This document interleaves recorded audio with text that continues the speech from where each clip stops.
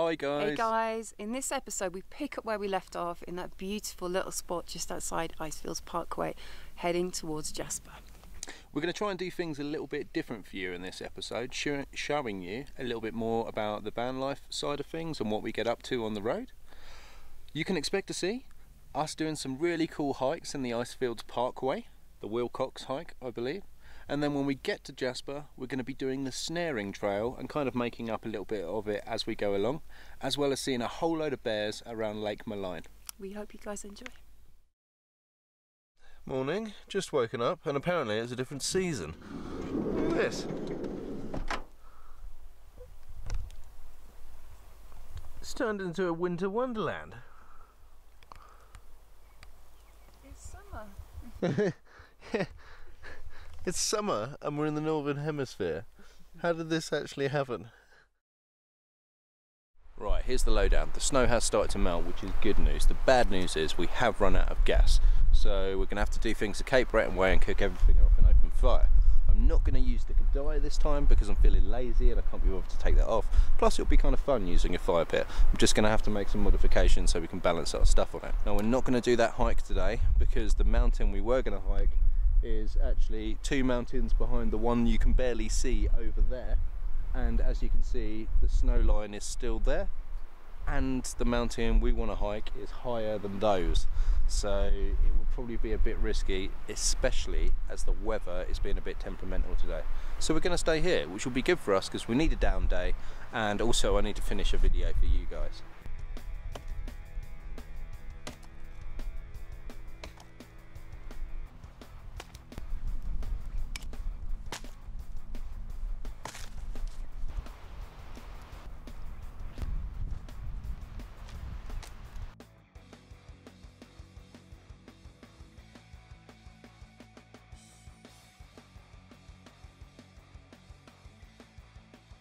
And the trick is to dry that wood out before it goes on, and keep operating a cycle like that. So once that wood's dry, it's nearly there now, right? That will go on a bit later on, and then more will come out to dry, and you just keep that cycle going.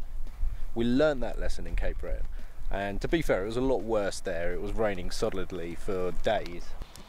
These two logs just come out of the river, plonk it on top. That's how it's done. Now I'm not sure if this is the technique for doing it. I'm sure there's a lot of other people out there that are far more experienced than me that could come up with something better. I'm a bit of a noob at this, so don't trust me.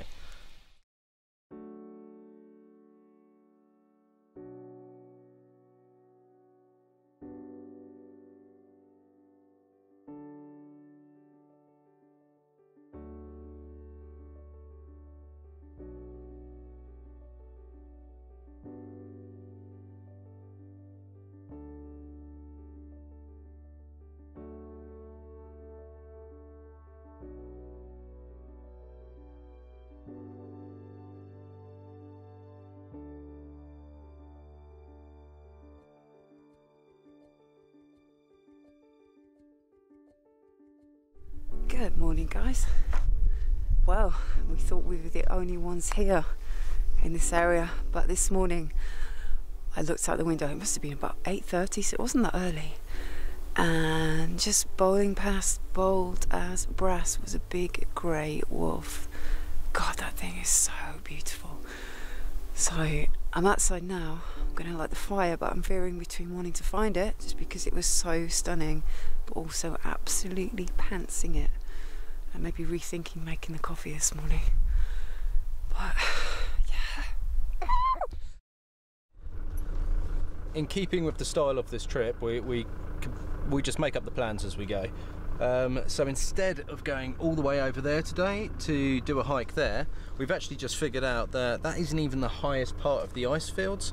So we're going to head further north by northwest. Wow, like the film. Towards Jasper, and on the way is the highest point of the Icefields, which should be amazing. Also we can get some internet so we can sort some stuff out, mostly stuff for you guys, so you best be pleased with that. And also we can get a hike in today or early tomorrow, depending on what visibility is like. The one thing I will say is over there looks cloudy as hell. It does. Yeah. But when we woke up this morning, it's bright blue sky, so if we get up early enough tomorrow, we can probably do it. Yeah, yeah. It'd also be good to get some internet to actually check out the weather, because I feel like we're a little bit at risk not knowing what the weather is, and we can't get any radio stations. That's how far out the way we are. Wolves is how far out the way we are. Wolves, yeah. I still want to see that wolf again. I want to see a grizzly. Where the hell are they? Damn part-timers.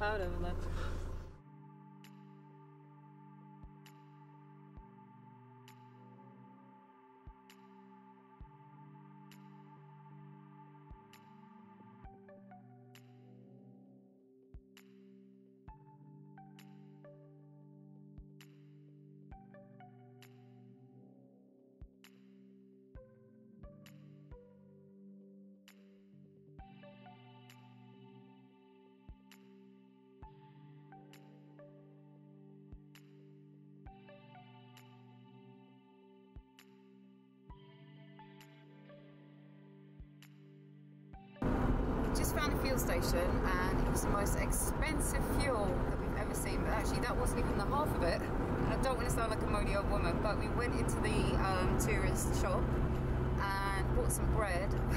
It was $9 and something. That's £6.50. Who pays £6.50 for a loaf of bread? Oh my god! What's your thoughts on it? Well, I just think it's absolute. I feel like I've been robbed, violated, some might say. Not happy.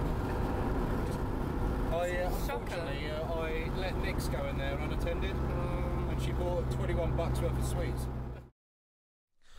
National parks are beautiful and a definite must if you're in Canada, but the downside is you can't do the normal cheap living off-grid, off-road thing that we do, and you have to pay for campsites. And even though this one's pretty cheap at $15.70, the rest of them are near $30, and all of them seem to have a fire tax. They call it a license, but basically they're charging you to use their fires, which only happens in national parks, and it's a bit of a pain in the arse. But this campsite is only 2 minutes from the Columbian, I think, Glacier. We couldn't see it today because as we got there they were closing it an hour later, so tomorrow we're going to do a hike which is somewhere around here. I think it's called the Wilcox hike, and then go and see the glacier before we head to Jasper, or start making our way slowly to Jasper. But what we really need to find soon is some propane, because we're not forking out for the fire tax and we have run out of propane, so basically we're just having bread and cheese with a small sliver of butter, and that's going to be our meals for the next 48 hours. Good laugh.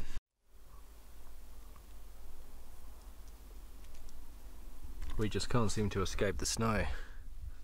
Beautiful though. Although if it does set, it's going to mean hiking tomorrow is going to be extra hard. No.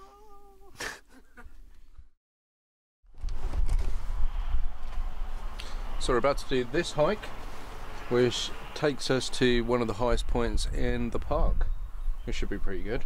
Times are tough though, so still don't have our propane, so we're eating bread. We've been eating bread for about 24 hours now. $9 something bread, so... Yeah, so the bread's so expensive we can't afford much of it, so we're having one slice for breakfast. And I can't afford new shoes, so I've had to glue mine.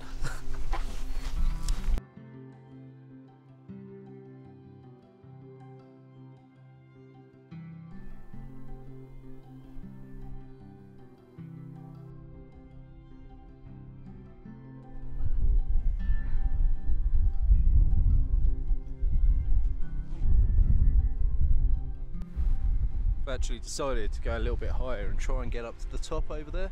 I've seen a few other hikers doing it. They did say at the Tourist Information Centre it would be impossible to get up there because of snow, but it looks pretty clear to me. I just want some amazing views.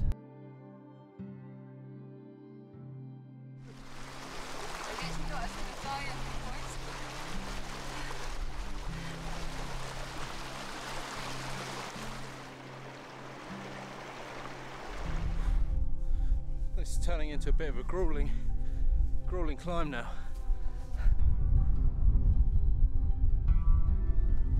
This isn't actually Wilcox Pass. We went a little bit further off the beaten track just because it's so beautiful. I mean, look at it.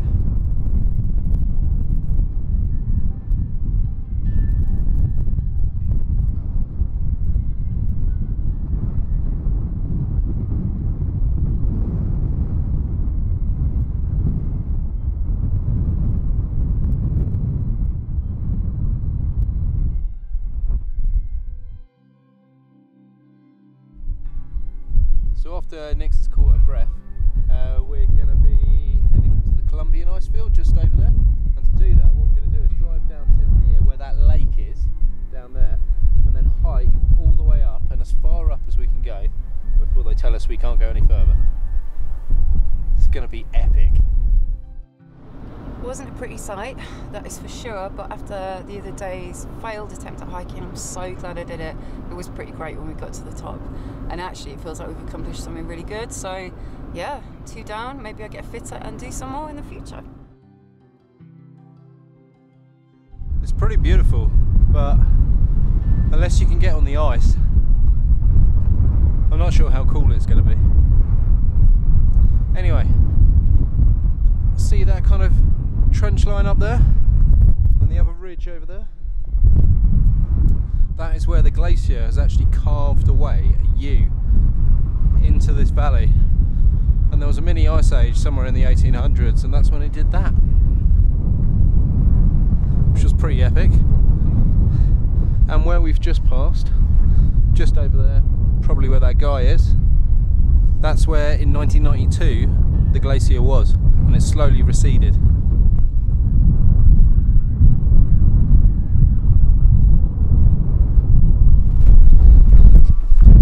By far the better view was up on top of that mountain over there. It's cool, but like I say, unless you're gonna pay for some studded ice shoes, you're better off just seeing it from an upper mountain.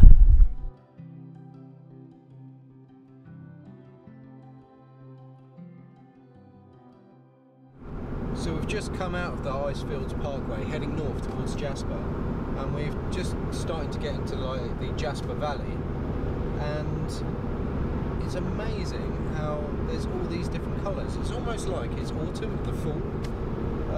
There's reds, there's purples, there's greens. It's really beautiful, but it's mad how we haven't seen this before. It's like this has its own little, like, you know, world. It's beautiful. So we made it, we're here in Jasper.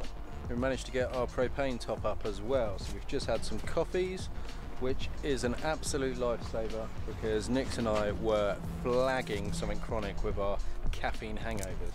So those fateful onions that I was just chopping, we've thrown them in the pan, and because they're slightly frozen, we've had a big flambe thing going on. Now bearing in mind we're in a car park, there's people everywhere. The fire just basically hit Joel on his arm, didn't burn him but where his hair is, and then got all of his eyebrows. So Joel turns back to me, he's like, my eyebrow's okay. I'm like, well, the middle might need work, but I haven't been able to see them yet, but apparently I've lost some eyebrows. Snaring River campsite. That is, funny enough, right next to a river. The great thing about this campsite is it's about 20 minutes from Jasper town. We thought this would be a brilliant place to base ourselves for the next week. cooking there, babe, that looks good. Ah, well, we've got some nice stewed underpants and some BO Barocca. Yeah, can't wait to taste this little number. So the strangest thing, I've just gone for a little walk and a goat started following me, and he's walked past everyone else, he's taken photos of me and the goat, and he just keeps following me. I call him Troy. Hey buddy, look at you. What are you up to there, Nick? Best time having in the stew pot. In the stew pot? Is that the same pot that I was cooking up some BO Barocca in? You can't say anything, you've literally just put shower gel in the chicken.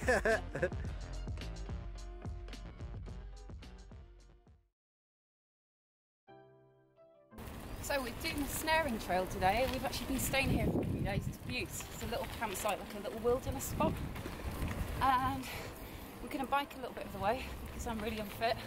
And then from there, we're going to hike.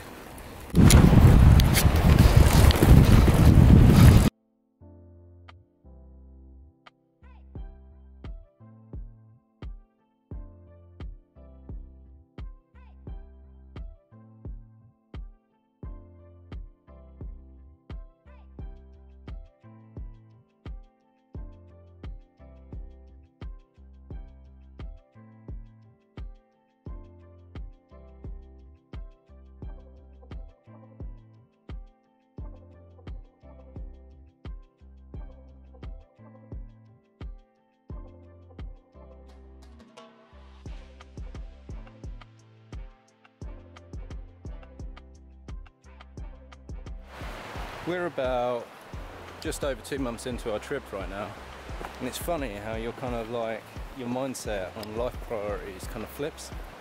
So, you know, we don't have like, you know, running hot water, we don't have like space to store stuff, don't have TV, don't have, you know, even laundry facilities or anything like that. And at first it was a bit of a problem for us, but what we're kind of finding now is that all the freedom that you get to do whatever you want, whenever you want, all the amazing sights you get to see, a bit like this.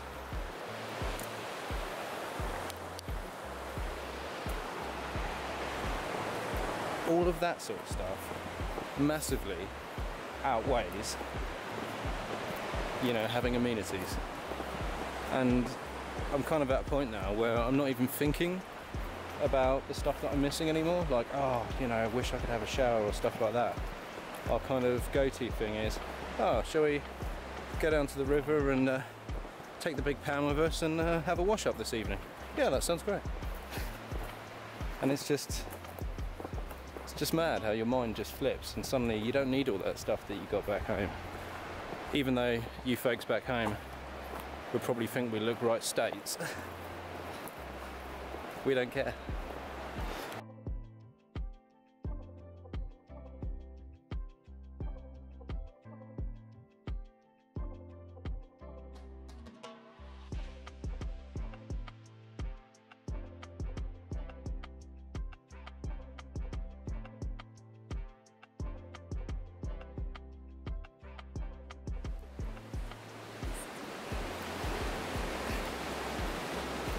We made it!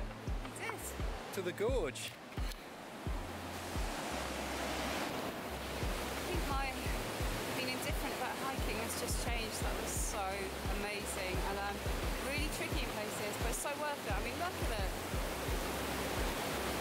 And what's even cooler is that it's not on the map, so pretty much, I mean, there was an old trailer, but we kind of just made our own new trail, which is really cool.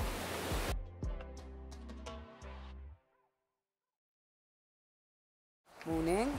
So there is a massive storm brewing, so we've just got the tarpaulin up, which should hopefully mean that we don't get absolutely drenched. I helped at the end.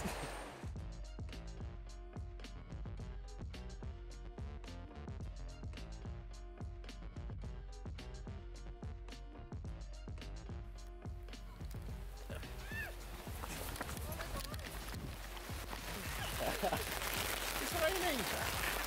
So everyone else is leaving the campsite and we've just made ourselves weatherproof and we're staying. It's a 9-foot space and we've got all our stuff in there. We sleep in there, we do all our laptop stuff in there, we prepare food. So inevitably it's going to get pretty dirty, which it has. And the really good thing about it is it's given us a chance to actually branch out into the rooftop tent and get a few things fixed. So we've got Joel hard at work. Hey guys. Basically, I'm doing all the stuff I should have done before we started on this trip. Nix is doing all the rearranging and cleaning. There's quite a few things to do actually. Some of the cupboards have got these magnetic stoppers on them, and it turns out they're really rubbish. So a few of them have fallen off, so I need to sort that out. I also need to sort this vent out, which is the ugliest hot air vent we've actually seen, so I'm going to try and neaten it up and also get it to hold up. And we're going to try and sift through some stuff we can get rid of. Nix's Not shoes. close.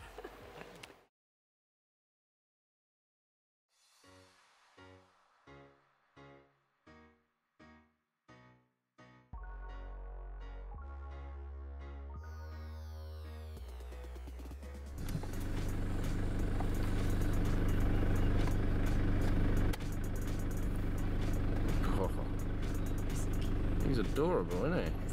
Oh, I just want to hug him. It's an absolute beaut of a day today, so we are heading towards Maligne Lake to take the kayak out and to get a bit of time on the water.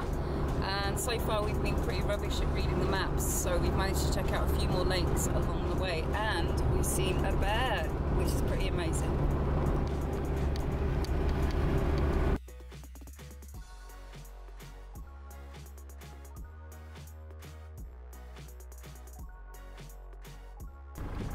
freaking tiny. He has to be like 2 or something like that. My expert opinion. Oh, it just wants a little hug.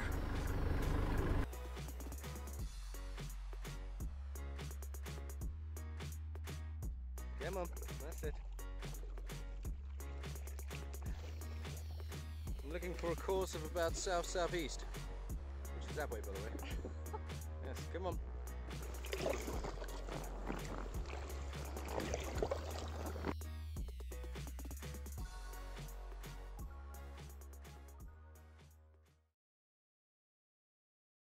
We hope you enjoyed this video. What we want you guys to do is take a deep breath. That's it. Hit like, hit subscribe, hit share, and what we'd really love as well is if you left a comment, because obviously it's still a learning curve and we love to hear the comments. In our next episode, guys, we finally get to British Columbia and you'll see our adventures going through there before we enter the US. See you guys. Bye.